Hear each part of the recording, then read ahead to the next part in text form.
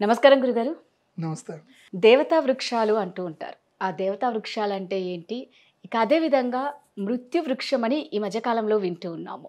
అసలు ఆ మృత్యు వృక్షం అంటే ఏంటి? ఏ చెట్లను, మొక్కల్ని ఇంట్లో పెంచితే మంచిది అంటారు? మనకు మంచిగా ఐశ్వర్యం రావాలి అంటే ఎటువంటి చెట్లను పెంచుకోవాలి అంటారు? ఆర్గానిక్ పద్ధతిలో మీ చర్మాన్ని తెల్లగా మార్చుకోవాలనుకుంటున్నారా? సంప్రదించండి డాక్టర్ మాధవిని. శ్రీ గురుభ్యో నమః. శ్రీమాత్రే నమః. మీరు మంచోళ్ళ చెడ్డోళ్ళ?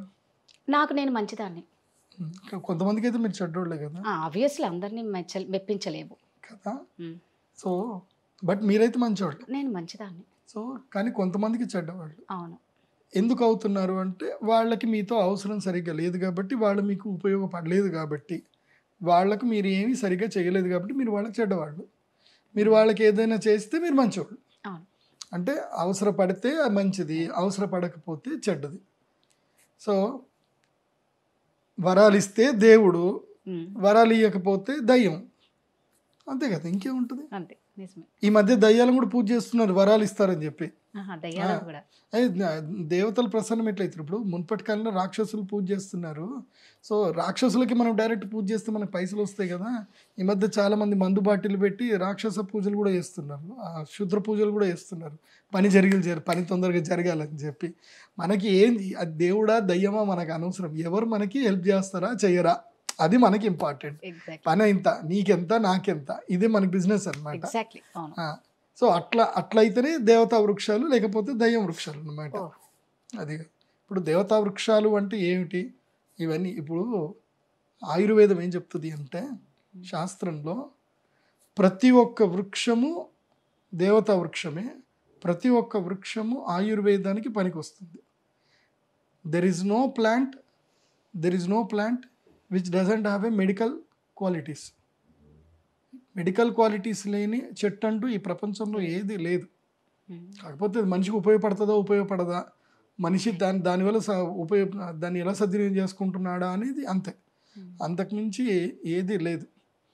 అయితే గృహ విషయానికి వస్తే, గృహము అంటే ఏంటి? నివాస యోగ్యమైన స్థలము గృహం అంటే మనం ఉండడానికి యోగ్యమైన ఇల్లు. అలాంటి ఇంట్లో మనం ఎలాంటి చెట్లు పెట్టుకోవాలని చెప్పేసి వాస్తుశాస్త్రంలో బృహత్ సంహిత అనే గ్రంథంలో, భృగు సంహిత అనేటువంటి గ్రంథంలో, అలాగే మీ వెనుకుంది చరక సంహిత అనే గ్రంథంలో, మీకు కనపడదు, వాళ్ళకి కనిపిస్తుంది. సో కెమెరాకి కనిపిస్తుంది అనమాట. ఇవాళ ప్రపంచంలో మనకు కనిపించకుండా కెమెరాకి మనకి కనిపించే పనులు మాత్రం మనం చేయాలి. ఎందుకోసమంటే మనం ఇంట్లో ఎట్లున్నా మనకు అనవసరం. కెమెరాలో మాత్రం చక్కగా ఒక 1 minute రీల్ చేసేంతసేపు సూపర్గా ఉండాలి. 1 minute రీల్ తర్వాత ఇంక మనం ఎట్లున్నా మనకు అనవసరం. ఖచ్చితంగా కెమెరా ముందు బాగుండాలి.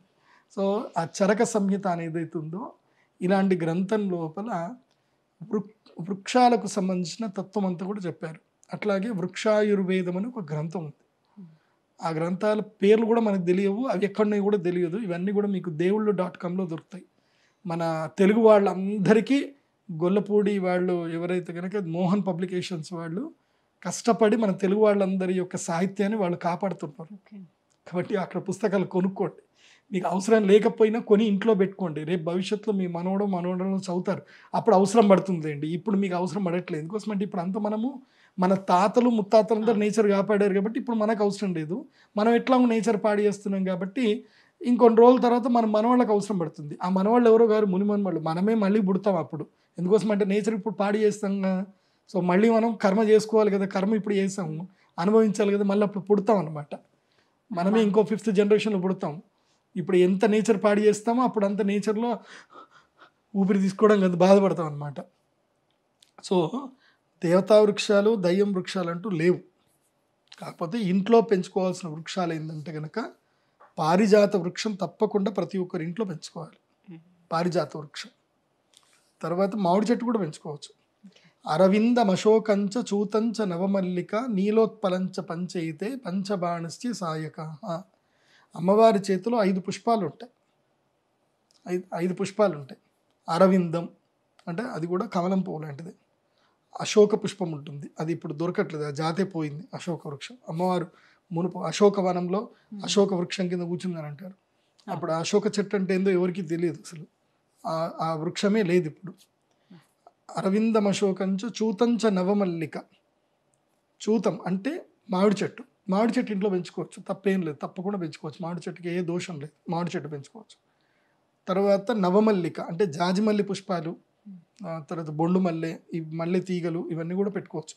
సీతమ్మ వాకిట్లో సిరిమల్లె చెట్టు లాగా మీ ఇంటి వాకిట్లో సిరిమల్లె చెట్టు ఉండొచ్చు, జాజిమల్లె చెట్టు ఉండొచ్చు. తర్వాత ఏంటి, నీలోత్పలం అంటే ఇంట్లో ఈశాన్య మూలలో ఒక చిన్న పాండ్ వేసుకొని అందులోపల కమల పుష్పాలు ఉండాలి. అరవిందము కానీ నీలోత్పలం కానీ, ఇవి 2 పుష్పాలు.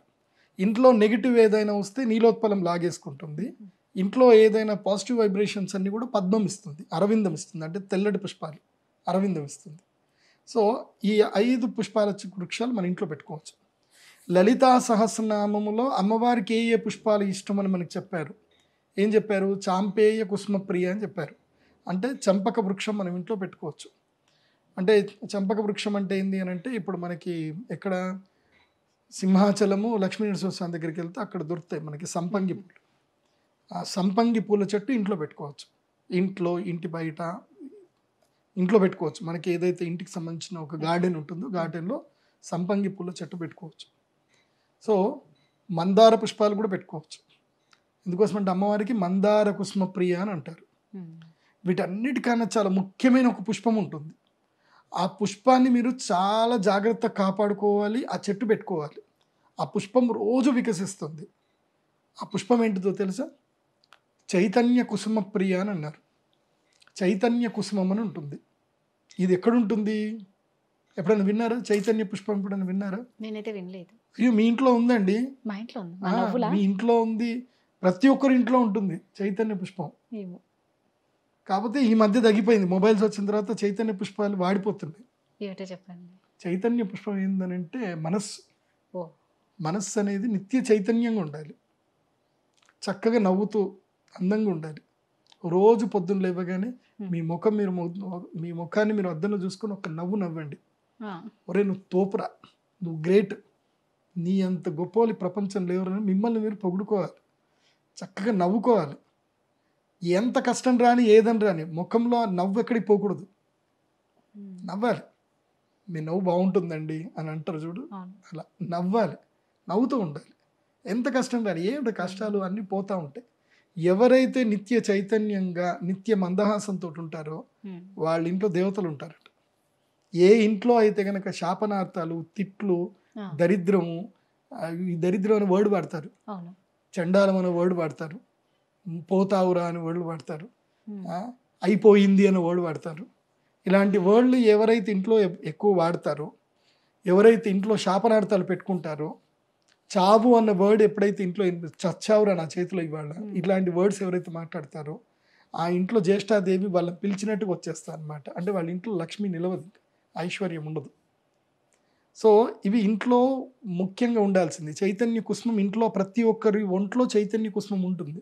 అంటే నవ్వుతూ ఉండాలి, ఏది జరిగినా నవ్వుతూ మాట్లాడాలి, శత్రువు వచ్చినా నవ్వుతూ మాట్లాడాలి, అలా నవ్వడం నేర్చుకోవాలి, నవ్వుతూ ఉండాలి. సో ఈ చైతన్య కుసుమం ఏ ఇంట్లో ఉంటుందో ఆ ఇంట్లో ఐశ్వర్యం ఉంటుంది. సో చెట్టు పెట్టినంత మాత్రమే డబ్బు వస్తుందని కాదు, నీ లోపల ఒక వృక్షం ఉండాలి. ఏంటిది అది? కాన్ఫిడెన్స్ అనే ఒక వృక్షం ఉండాలి. దానికి చైతన్యం అనే పుష్పాలు, అంటే స్మైల్ అనేటువంటి పుష్పాలు పూస్తూ ఉంటాయి. కాన్ఫిడెన్స్కి స్మైల్, సో జాయ్ఫుల్ థింగ్ అనేది ఒకటి రావాలి, అది చేసుకోండి. ఇంకా ఇంట్లో ఏ చెట్లు పెట్టకూడదు, ఏ చెట్లు అయితే గనక 15 ఫీట్ల కన్నా ఎక్కువగా పెరుగుతాయో, ఏ చెట్లు అయితే గనక గోడల్ని చీల్చుతాయో ఆ చెట్లు పెట్టకూడదు. అంటే మేడి చెట్టు కానీ, రావి చెట్టు కానీ, మర్రి చెట్టు కానీ, పెద్ద పెద్ద వీటిని మహావృక్షాలు అంటారు. మహావృక్షాలు ఏది? ఇల్లు ఒకవేళ గనక 200 గజాలు 300 గజాలు ఇల్లు ఉంటాయి కదా, అలాంటి ఇంట్లో పనికిరాదు. 1000 ఎకరం పొలం ఉంది, ఎకరం ఇల్లు ఉంది, అందులోపల చిన్న ఇల్లు కట్టుకున్నారు, ఓ 300 గజాలు ఇల్లు కట్టుకున్నారు, అప్పుడు హ్యాపీగా పెంచుకోవచ్చు. దానికి మహావృక్షాలు ఉంటే మంచిదే, దానికి నష్టం లేదు. మనం ఇప్పుడు మీరు కర్ణాటకకి వెళ్ళండి, నేను ఉడిపిలోకి వెళ్ళినప్పుడు చూసాను, అక్కడ అందరి ఇళ్ళన్నీ కూడా 5-5 ఎకరాలు ఉంటుంది, 5 ఎకరాలు 3 ఎకరాలు ఉంటుంది. అక్కడ ఏందబ్బా ఇంత ఇంత ఇంత ఎందుకు అంటే, వాడు ఒక పెద్ద నన్ను అడిగా అనమాట, ఏంటంటే మీ దగ్గర ఇంత ఇంత పెద్ద స్థలం, ఇంత ఖాళీ స్థలంలో ఎందుకంటే ఇంత ఇంత పెద్ద ఇళ్ళు మీకు, మా దగ్గర చూడండి అన్ని చిన్న చిన్న ఇళ్ళు ఉంటాయని అన్నా. అప్పుడు అన్నాడు, నీకు లైఫ్ అంటే ఏంది అని అడిగాడు. లైఫ్ అంటే ఏంటంటే హాయిగా బతకడం అన్నా. అంటే ఎట్లా బతుకుతావు అంటే మంచిగా తింటా ఉండి ఉద్యోగం చేసుకుంటా పని చేసుకుంటాం. తింటావా? అవి ఎక్కడి నుంచి వస్తాయి అని. భూమి నుంచి వస్తాయి, రైతులు తీసుకొస్తారు, కూరగాయలు తీసుకొస్తారు. నీకు రైతులు కూరగాయలు అన్నీ కూడా ఏం జరుగుతున్నాయి, మొత్తము పెస్టిసైడ్స్ వేసి అన్నీ వండుతున్నారు. సో నువ్వు బయట నుంచి తెచ్చుకుంటున్నావు, మేము ఇక్కడ ఏవి బయట నుంచి తెచ్చుకోం, దా చూపిస్తా అని ఇల్లంతా చూపించాడు. అన్ని కూరగాయల చెట్లు ఉన్నాయి, మొత్తం టమాటా చెట్లు, బెండకాయ చెట్లు, అన్ని చెట్లు ఉన్నాయి. మంచిగా తీగేసుకున్నారు చక్కగా.